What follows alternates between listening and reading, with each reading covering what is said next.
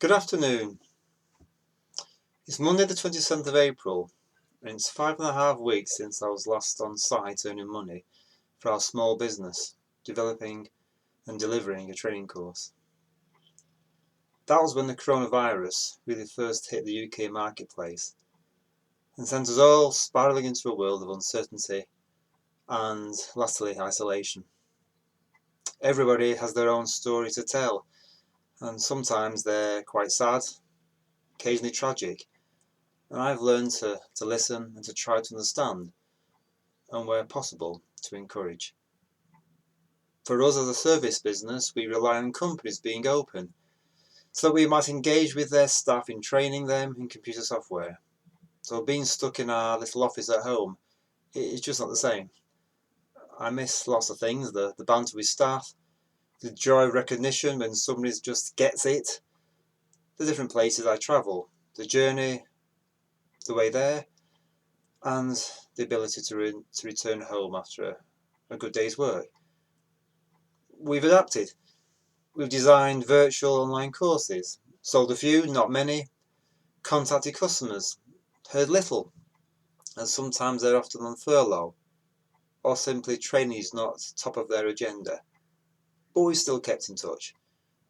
I get up early, have a routine, work through till tea time, but it's still home-based.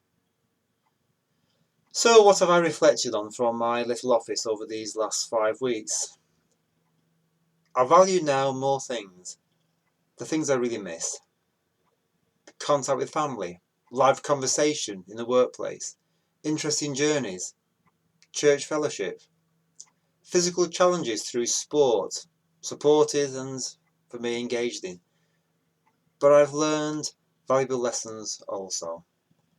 I don't need my car for local journeys, as I'm fortunate I can cycle, run or walk.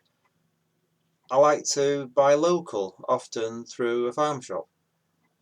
I can still virtually keep in touch with family and friends, and sometimes even more than before. I can laugh with older relatives who try their hand at virtual communications like FaceTime, WebEx, and they can laugh too. I can still speak with God, as I always have done, as I did before, and will continue to do so. I can live simply, and I will. And once again, I've learned to trust in God, who walks alongside me and my family and through our business, just as he has done in other times of difficulty over the last 24 years. I can postpone trips and events, but I can look forward to them taking place one day in the future. The world I live in has changed and won't go back to what it was, but God's not changed.